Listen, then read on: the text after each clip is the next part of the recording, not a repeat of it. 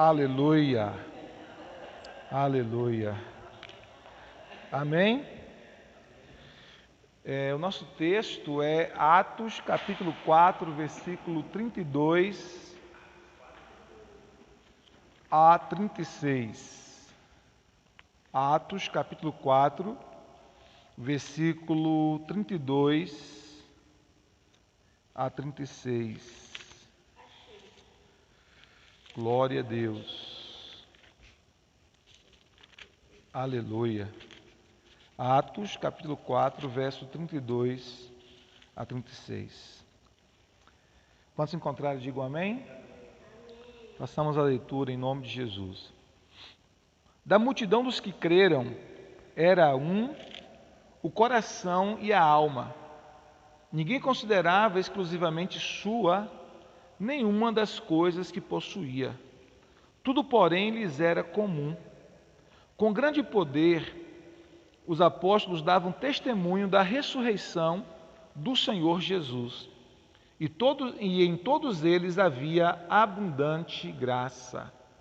Pois nenhum necessitado havia entre eles, porquanto os que possuíam terras ou casas, vendendo-as, traziam os valores correspondentes e depositavam aos pés dos apóstolos.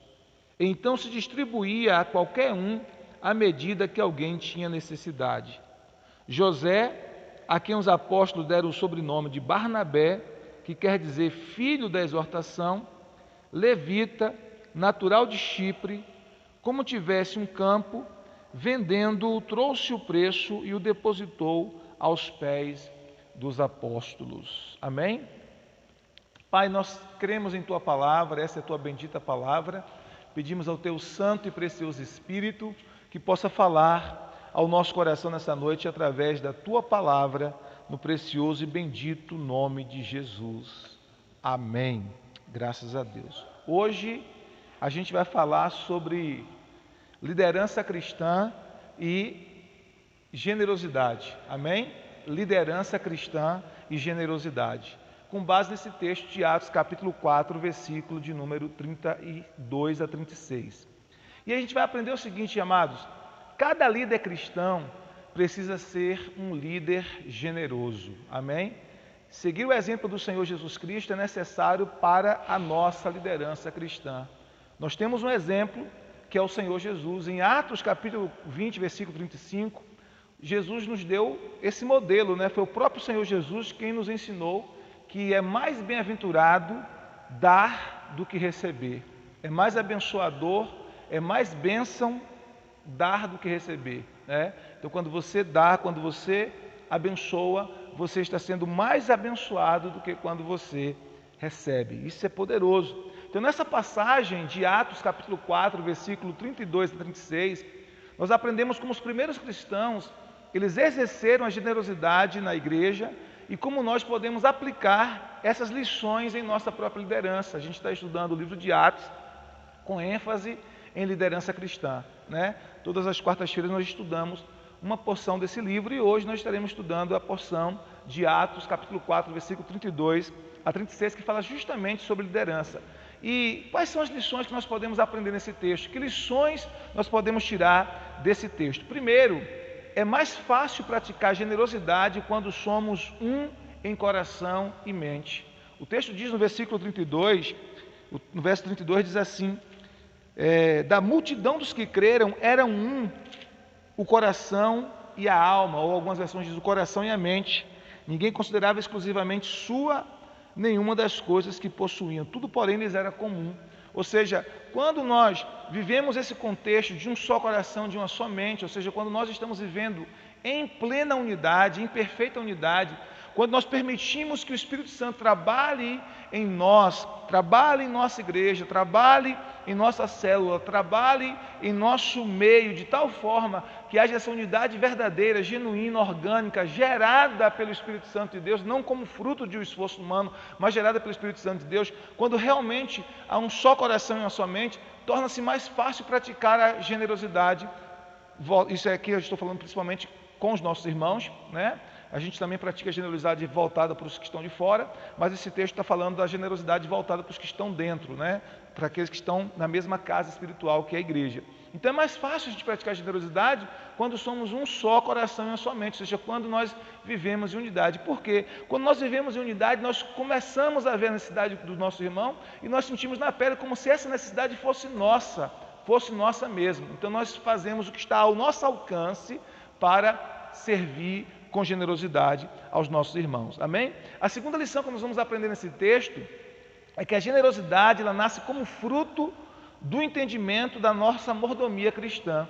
O que é ser mordomo? O que é ser um mordomo? É entender que Deus é soberano, que Deus é dono de tudo, e tudo que nós temos, na verdade, não é nosso propriamente. Ele nos deu para administrar. E aí o texto diz assim no versículo 32 ainda: ninguém considerava exclusivamente sua nenhuma das coisas que possuía, tudo porém lhes era comum. Olha que tremendo isso. Ninguém considerava exclusivamente sua nenhuma das coisas que possuía, tudo porém lhes era comum. Por que eles não consideravam sua? Porque eles estavam praticando essa mordomia cristã. Né? Então a generosidade, a gente como líderes, nós como líderes precisamos entender isso, que a generosidade nasce como fruto do entendimento da mordomia cristã. Deus é soberano, Ele, como diz a Bíblia lá em Ageu, é o dono do ouro e da prata. Ele diz, minhas animais do campo, meus são os animais do campo. Ele diz lá em Salmo 24, minha é a terra, do Senhor é a terra e todos que nele estão, né? O mundo e todos que nele habitam. Salmo 24 diz isso. Então, Deus é dono de tudo, Ele é dono de tudo. Só que Ele nos colocou aqui na terra como os seus mordomos, como os seus administradores. E Deus compartilha conosco muitas das coisas que Ele tem para que nós possamos administrar. E Deus requer que nós administremos bem e que nós não tenhamos como nosso nada do que possuímos, mas que nós possamos ter a capacidade de entender que Ele é dono de tudo e que nós somos mordomos. Então, quando Ele nos manda doar algo, semear algo na vida de alguém, a gente não vai ficar com aquele apego como se nós fôssemos o dono. Imagine se eu empresto, vamos supor que eu deixe com Bismarck parte de um dinheiro que eu tenho, né? Eu deixo com ele, guarda aí para mim, por favor, esse dinheiro. E aí surge uma necessidade de alguém e eu ligo para ele e falo assim, olha, uma pessoa está precisando de um valor e eu vou pedir essa pessoa para ir na sua casa e você pega R$100 ou R$200 desse valor e entrega essa pessoa. Mas suponhamos que ele não queira fazer isso. Ele, não vou fazer isso não. Oxe, esse dinheiro está aqui guardado, R$1.000 que o pastor deixou aqui, não vou dar não. Então ele está agindo como se o dinheiro fosse dele e não meu, entende? Então quando Deus nos dá todas as coisas, Deus nos dá para que nós possamos administrar. Tudo é de Deus, tudo é de Deus. Nós somos mordomos do Senhor. Então a mordomia, ela vai gerar generosidade. Quando nós temos esse entendimento da mordomia cristã, da administração, que nós somos despenseiros, nós somos administradores, nós somos mordomos, e nós encaramos com seriedade esse princípio da mordomia cristã, como líderes também nós seremos generosos, porque entendemos esse princípio da mordomia. Vocês estão entendendo? Tudo é dele, e se ele nos manda pegar algo do que ele nos deu para cuidar, para administrar e semear e abençoar alguém, nós não vamos ficar com o coração fechado, nem preso como se aquilo fosse nosso. Não, é de Deus, Ele nos deu para que nós possamos administrar, e daquilo que Ele nos deu, Ele nos mandou dar, então a gente devolve, a gente semeia na vida de alguém, a gente abençoa alguém, a gente é generoso com alguém, porque pelo entendimento de que tudo é de Deus. Nós somos mordomos. Então a generosidade nasce como fruto do entendimento da mordomia cristã. Quanto mais você entende a mordomia cristã, quanto mais você entender esse princípio de mordomia cristã, mais você será generoso em sua liderança. Por que líderes precisam ser generosos? Porque líderes são chamados para compartilhar. Amém? Líderes são chamados para compartilhar. Eles compartilham vida, eles compartilham dos seus dons, eles compartilham dos talentos que Deus lhes deu, eles compartilham das habilidades que Deus lhe deu, e muitas vezes compartilham até mesmo financeiramente para abençoar pessoas. São generosos, líderes são generosos. E eu louvo a Deus porque a nossa igreja tem aprendido esse princípio de generosidade, né? Uma pessoa nos procurou semana passada, uma família pedindo uma cesta básica e tal, e aí a minha esposa já mobilizou e me mandou no privado de algumas pessoas aqui da igreja, pedindo para que trouxesse domingo à noite. E aí algumas pessoas já trouxeram domingo à noite, outras já trouxeram segunda-feira, e a gente já conseguiu arrecadar uma quantidade de coisas e já abençoamos essa família, né? Já pedimos para que a família viesse aqui na segunda-feira buscar, a família veio e a gente já distribuiu. Isso é o que? Generosidade, né? Cada irmão trouxe alguma coisa, 1 quilo de alimento, outros trouxeram 2, outros trouxeram 3, mas todo mundo se mobilizou para abençoar, e nós abençoamos esta família. Isso é o que? Mordomia. Tudo que eu tenho foi Deus que me deu, e do que Deus me deu, e quando Ele me manda dar na vida de alguém, abençoar alguém, ser generoso com alguém, eu não vou ficar preso àquilo, porque eu sei que eu sou mordomo, que aquilo pertence ao Senhor, tudo que eu tenho pertence ao Senhor, amém? Então a generosidade nasce como fruto do nosso entendimento da mordomia cristã. Quanto mais você entende que você é apenas mordomo, mais generoso você será, amém? Terceira coisa, Deus recompensa a nossa generosidade com mais da sua generosidade. Quando nós respondemos generosamente, Deus recompensa essa generosidade com mais da sua generosidade. E aí nesse caso a gente vê aqui no versículo 33, escrito assim: com grande poder os apóstolos davam testemunho da ressurreição do Senhor Jesus, e em todos eles havia abundante graça. Não é? Então houve uma generosidade de poder para testemunhar da ressurreição de Cristo.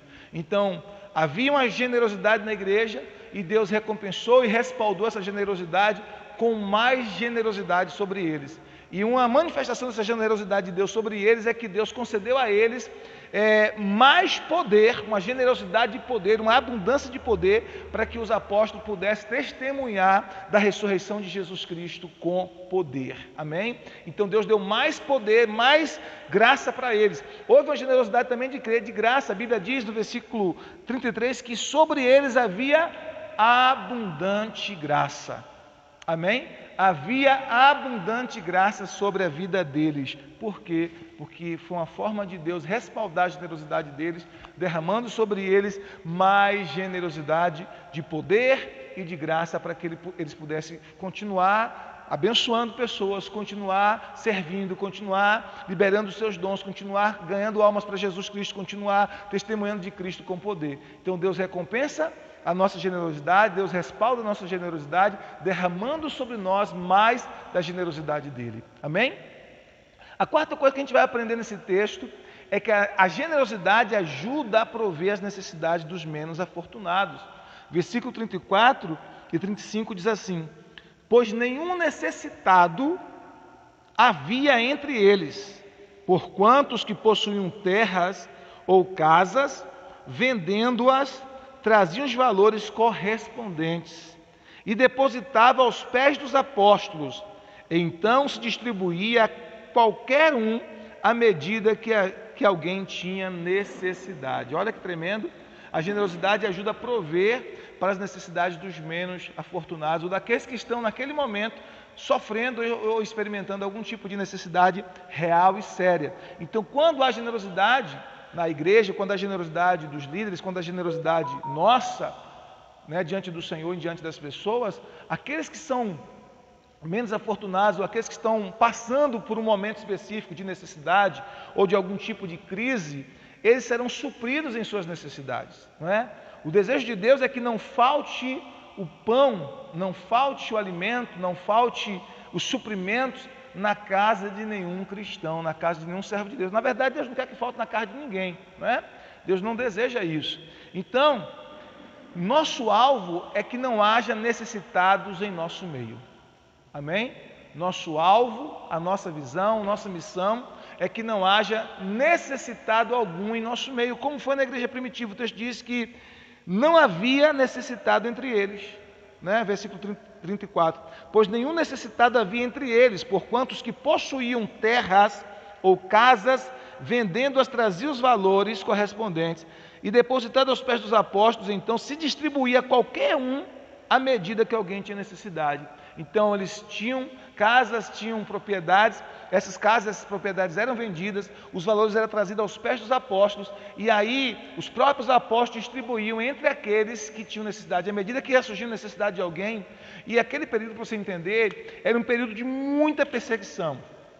a igreja passava muita perseguição, né? E muitos cristãos eram desapropriados, tinham que fugir, perdiam tudo que tinham por conta da perseguição, perdiam suas casas, perdiam seus trabalhos, né? Muitos tinham que deixar sua cidade natal e fugir para outros lugares. E aí esses cristãos, em determinados lugares, eles assistiam esses demais cristãos que estavam em uma situação de extrema vulnerabilidade, ok? Então, a Bíblia fala que eles vendiam, né, suas propriedades, suas terras, suas casas, e é bem possível que eles tivessem mais do que uma, né, para vender. É bem possível. Eu também não duvido que alguém tendo apenas uma tenha feito isso, né?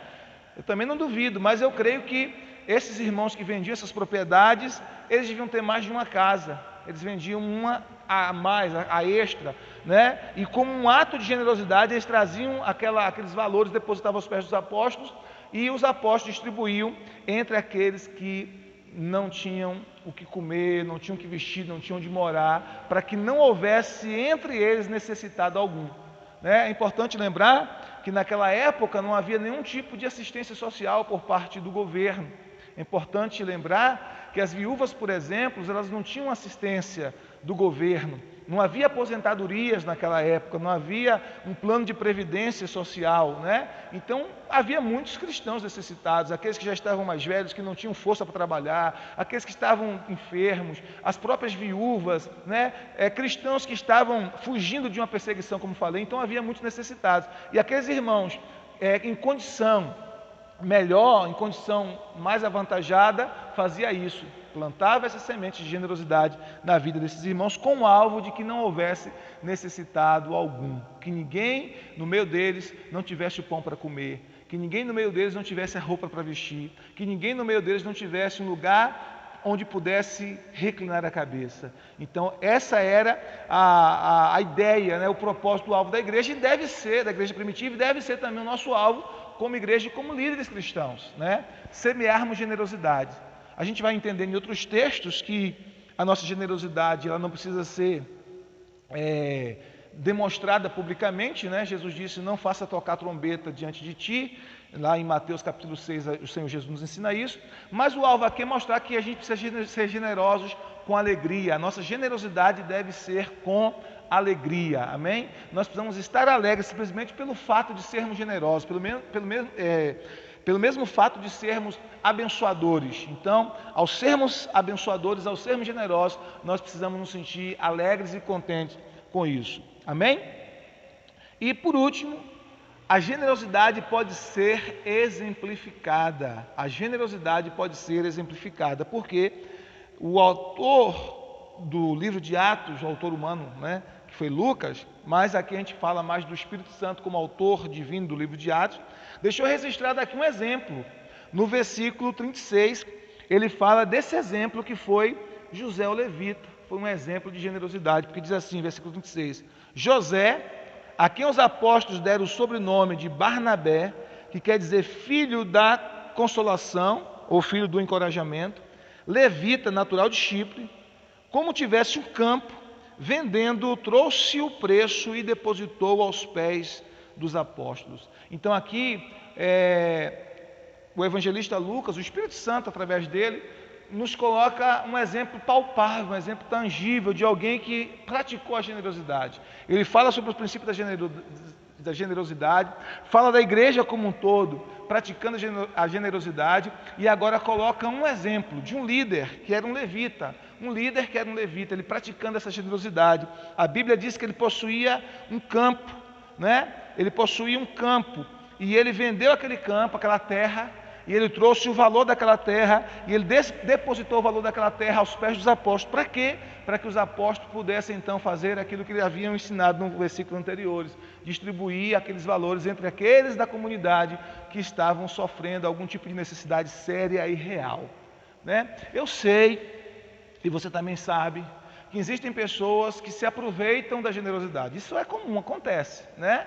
Existem pessoas que querem tirar proveito da nossa generosidade, que querem de alguma forma serem sanguessugas. Isso acontece também, né? Mas esses irmãos aqui estavam praticando a generosidade principalmente com aqueles que realmente necessitavam. Isso não significa dizer que nós não podemos praticar generosidade com alguém que não necessita. Aí, nesse caso, é uma generosidade no sentido de honra. Por exemplo, um filho pode abençoar os seus pais, ser generoso com os seus pais, mesmo se os pais não necessitar. Pode ser que os pais não tenham nenhuma necessidade financeira, pode ser que os pais não tenham nenhuma necessidade assim financeira, esteja tudo tranquilo, tudo bem, tudo tranquilo, mas os filhos manifestam, né, a generosidade da vida dos pais como um princípio de honra. Então pode ser que você abençoe alguém, que você seja generoso com alguém, não necessariamente porque aquela pessoa precisa, mas você está sendo generoso com aquela pessoa por um princípio de honra, somente por honra. Isso também é real. Nesse caso aqui dos discípulos, eles estavam praticando a generosidade com aqueles irmãos menos afortunados, que realmente tinham necessidades. Então há essas duas formas de praticar a generosidade. Amém? Agora, aquelas pessoas que querem ser sanguessugas, né, que não querem fazer nada, que não querem trabalhar, que querem viver a custo dos outros, que querem se vitimizar, aí nós precisamos sentar com essas pessoas com carinho, com amor, né, e exortá-las com amor e dizer como Paulo disse para elas, como Paulo disse para os Tessalonicenses: aquele que não quer trabalhar, que também não coma. Foi isso que Paulo disse para os Tessalonicenses. Tinha uma turma na igreja de Tessalônica que estava preguiçosa, ociosa, né? Jesus vai voltar, Jesus vai voltar, Jesus vai voltar, vamos esperar Jesus. Eles cruzaram os braços, queriam esperar Jesus de braços cruzados. E aí Paulo os exorta severamente, dizendo assim: olha, aqueles que não querem trabalhar, também não comem. Então tem pessoas que querem viver sempre às custas dos outros. Isso existe em todo lugar, em toda a sociedade, né? Tem pessoas que é o tempo todo só querendo viver nas custas dos outros, só querendo ser sanguessugas. Infelizmente acontece. Pode acontecer? Pode. Eu lembro que já não está mais entre nós, mas houve uma pessoa aqui no nosso meio que era assim, né? Ela chegou com toda a carência, a gente abraçou e se solidarizou e ajudava. Acho que a maioria de vocês sabe de quem eu estou falando. E ajudávamos. E aí daqui a pouco a gente percebeu que a pessoa começou a abusar da boa vontade. Teve uma irmã que disse que ela ligou: olha, eu preciso de uma máquina de lavar, você pode comprar máquina de lavar para mim e tal. E começou a pedir coisas assim, né? E quando nós fomos descobrir, essa pessoa era pensionista, ela era viúva, né? E o marido dela tinha... O ex-marido, no caso o marido falecido, né, tinha deixado uma pensão para ela e ela nunca tinha falado isso para ninguém, estava explorando todo mundo, né, enganando todo mundo. Então, infelizmente, a gente é assim, né? Existem pessoas assim. Então, claro que com pessoas assim, nós precisamos ser rígidos, nós precisamos exortar essas pessoas com amor, com carinho, mas exortar essas pessoas para que elas sejam pessoas honestas, pessoas íntegras, pessoas trabalhadoras, para que elas mesmas possam ajudar, de fato, aqueles que realmente estão em necessidade, né? Então, esse tipo de gente, infelizmente, tem em todo lugar. Até na igreja pode acontecer. Graças a Deus não conheço no nosso meio agora, nesse momento, ninguém que esteja nessa condição, mas já tivemos uma pessoa aqui assim, com essa característica. Então o que acontece? Nós precisamos, meus irmãos, praticar generosidade. E a Bíblia fala aqui de um exemplo claro que foi José o Levita, que realmente praticou generosidade.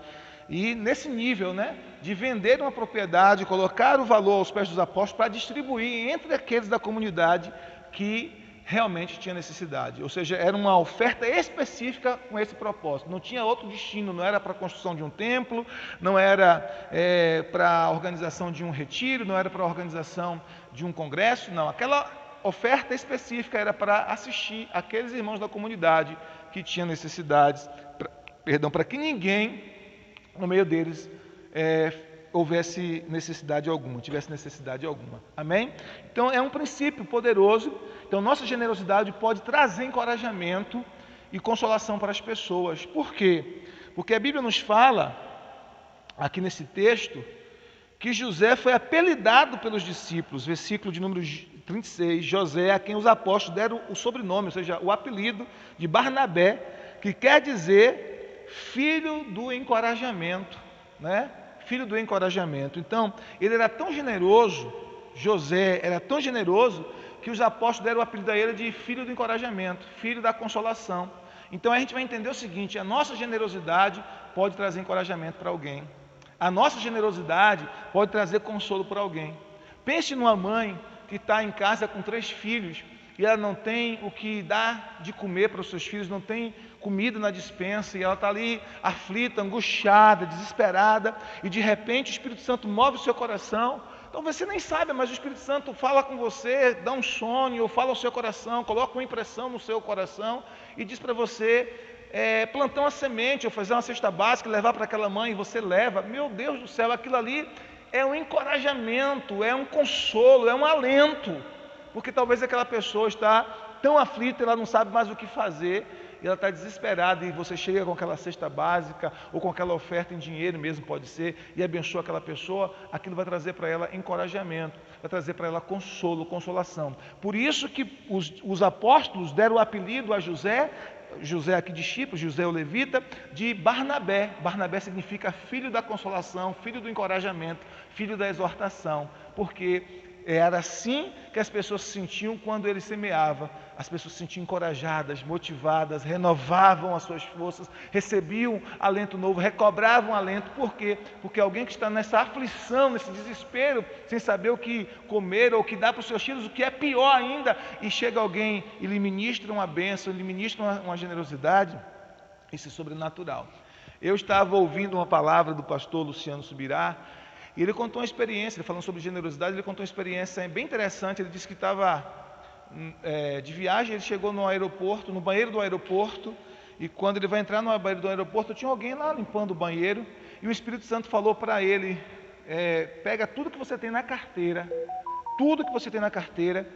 e dá para essa pessoa que está limpando aí o banheiro. E ele ficou assim naquele questionamento com Deus, aí Deus falou assim com ele também é meu servo, e hoje de manhã ele disse, Senhor, manda a tua provisão, eu estou precisando de um milagre, estou precisando da tua provisão, eu não sei mais o que fazer, manda um sinal da tua provisão. Então, fale para ele que esse dinheiro que você está dando para ele não é a provisão não, é o sinal, é só o sinal de que eu vou trazer a provisão que ele está precisando. E aí, do jeito que ele falou, que o Espírito Santo falou com ele, foi lá, tirou todo o dinheiro da carteira e falou para aquele homem, olha, Deus mandou dar para você todo o dinheiro que está na minha carteira, e ele disse que você orou hoje de manhã, dizendo assim, manda um sinal da tua provisão. Aqui não é a provisão ainda não, é um sinal de que Deus vai prover para todas as tuas necessidades. Porque ele ouviu a voz do Espírito Santo e ele semeou na vida daquele homem que havia clamado. Então aquilo foi o que para aquele homem? Consolo. Foi o que? Foi encorajamento. Foi consolo. Por isso que Paulo diz,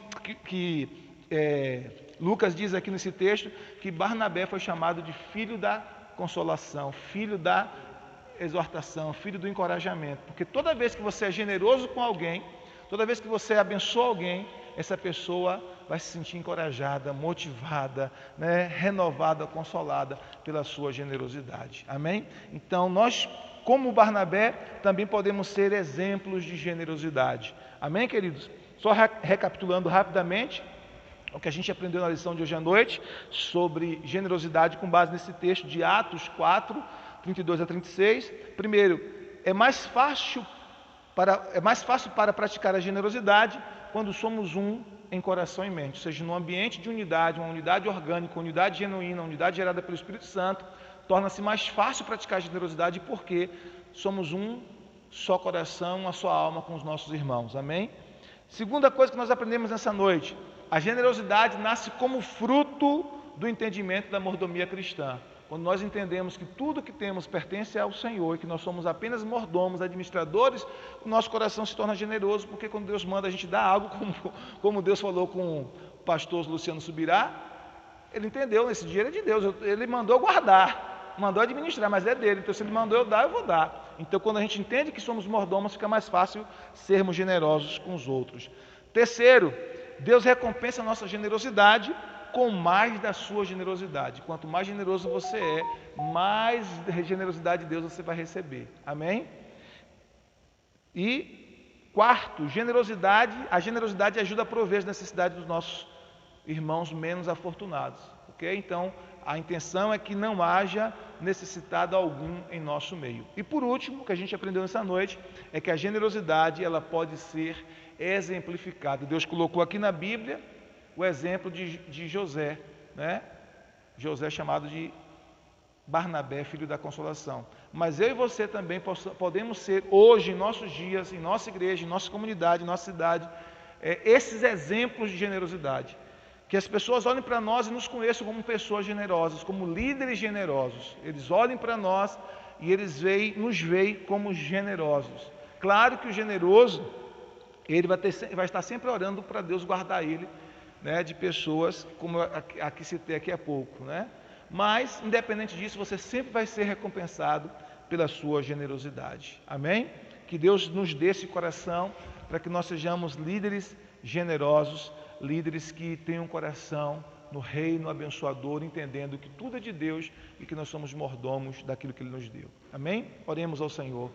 Pai, nós queremos, em nome de Jesus, orar por cada um desses teus filhos, discípulos de avivamento. Muito obrigado pela vida dos teus servos, pela vida dos teus filhos. Eu oro para que essa graça da generosidade possa estar em nosso coração, possa estar em nossa vida, Pai, em nome de Jesus Cristo. Eu oro para que o Senhor nos dê um coração tão abençoador, um coração tão generoso, um coração tão desapegado, meu Deus, dos bens materiais, das coisas materiais, para que nós possamos ter a capacidade no Senhor de sermos generosos, entendendo que tudo é do Senhor, que nós somos teus mordomos, Pai, e que tudo que o Senhor nos deu para administrar, para sermos mordomos, e que sejamos mordomos fiéis, mordomos íntegros, e que o Senhor nos dê essa leveza para sermos abençoadores, abençoar o necessitado, abençoar o pobre, abençoar o nosso irmão que está em dificuldade, sermos generosos com o teu reino, na expansão do teu reino, com os missionários que estão no campo missionário, sermos generosos com a tua obra, sermos generosos, Senhor, nas mais distintas esferas, sermos generosos como semente de honra para aqueles que nós queremos honrar no Senhor, como os nossos pais, por exemplo. Pai, eu te peço em nome de Jesus Cristo, nos dê esse princípio de generosidade plantada em nosso coração, dentro da nossa alma, dentro do nosso ser, em nome de Jesus Cristo. E cada um dos teus filhos que tem aprendido esse princípio da generosidade, receba mais e mais generosidade do Senhor sobre suas vidas, abundantemente para a glória do teu nome. Nós oramos em nome de Jesus Cristo, que assim seja. Amém, amém, amém. Glória a Deus.